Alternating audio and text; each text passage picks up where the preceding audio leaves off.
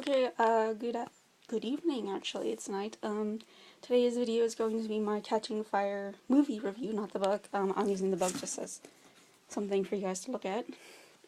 I apologize, normally I do my movie reviews, where you see me, but unfortunately, YouTube is not letting me upload my videos from my computer for some odd reason. They say it's the wrong file, although I've been using the same files for all my other ones, so I apologize for that. And now, unfortunately, I need new computer batteries, so I'm gonna have to be using my phone from now on. And another thing, is when I tried to go see the movie, I ran into a little issue with my credit card.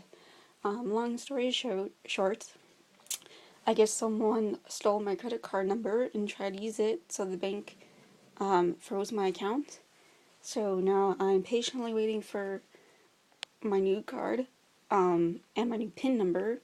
That really sucks. I did get to see the movie though, so here's the review. I'm going to start off with how the movie adapted this book. It was much better than the first one, I will tell you that.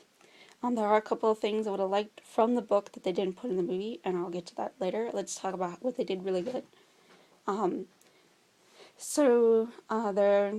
They really, I think, got a lot of the themes from the book, as well as, one second.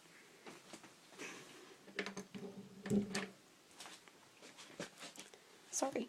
As well as a lot of the, even some minor scenes, and of course the major scenes in the book. There are a couple of things that really surprised me that they did. For example, Peeta in the book, he, during his interview with Caesar, right before they go to the arena, he announces to all of Panem that Katniss is pregnant and they are already married. I actually thought they were going to cut that out from the in the movie, but they ended up including it, so that was a nice surprise. So there's little things like that that I was like, wow, they actually put that in there. I'm so shocked. They also put in, like, Joanna stripping in the elevator. In the book, all the tributes that are chosen for the games, they all group hug each other.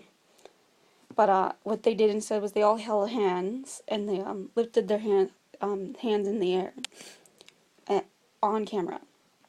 So I thought that was a really nice touch right there. It's, it's a similar, you get the similar sense of what the hug was in the book, only I think, this was a visual way to do it in the movie. So that was something I thought they weren't going to do at all, that they wanted to try and really make the tributes seem like they hated each other and things like that, and try to show the hostility more than try to show that these are people that, for several years knew each other, they're friends in a lot of cases, and that they really are pissed off at the Capitol for doing this to them. So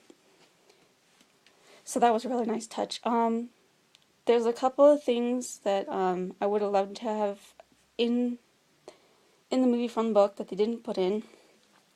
One is Darius, who's the peacekeeper in District 12, and he is friends with Katniss and Gale, and to me it's a nice contrast between other peacemakers you might have seen in some earlier scenes that, not all of them are bad. And also, what happens to him in the book is he gets captured because he tries to help Gale when Gale's being whipped, and his tongue is cut out and he's tortured and things, and so he becomes a servant in the Capitol. There's a special name for them, but if you haven't read the book, I don't know if you care about the name or not. I'll put it in the description or something like that. I'm kind of sad to see him go because it was a nice contrast between the other peacemakers, and also it was a different take on some of the Capitol's punishments, I think, and it shows how far the Capitol is willing to go to keep the system they have now. So that was interesting. And also, the idea that they just cut out people's tongues to keep them silent and things like that is very disturbing in my opinion. Um, and another thing was District 13 is a very big deal in, I think, throughout the trilogy, really. And unfortunately, there was barely any mention of it. They mention it twice in the film. The first time was President Snow says, "Do you want what happened to your district? What happened to 13? Excuse me. Do you want what happened to 13 to be what happens to your district?" And Katniss's district is 12 again, in case she forgot. And the next time they mention it is at the very end of the movie where they go, "We're going to District 13," but there's no really discussion about what District 13 is and what it means. So for those of you that have read the books, you can skip this part. In the book, Katniss meets these two women in the forest, and they tell her about a rebellion and how District 13 is still around, because what is believed is that the Capitol had bombed District 13 and it's completely destroyed. That's not true. The case ends up being that there really is District 13 still. They built into the mountains to hide in the mountains, and that's where they are. So they're underground now, and they survived the bombing. And these two girls tell Katniss of the rebellion and District 13, and that's where Katniss first hears about this stuff.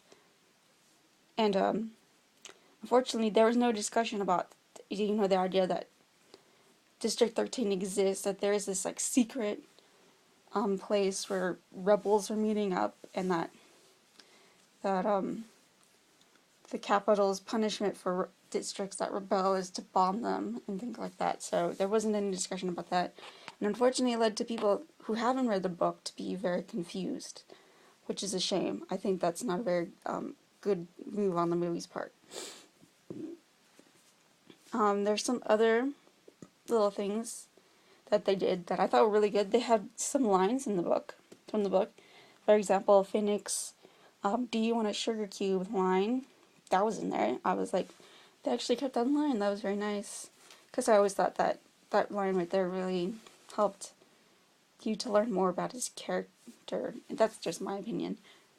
So overall, I think this movie did a much better job of adapting the book into a film. That's just the back right there. Does praise. Nothing important. I thought maybe I should just change it up. So let's talk about some of the filmmaking aspects of the movie. I think that changing directors was a smart move in the case of The Hunger Games. I think the director was much better. The director for this film is Francis Lawrence, and no relation to Jennifer Lawrence, by the way, the actress that plays Katniss. I think he directed it a lot better. The cinematography, and if you don't know what that means the way the camera moves was much better. There wasn't any shaking camera movements, so that,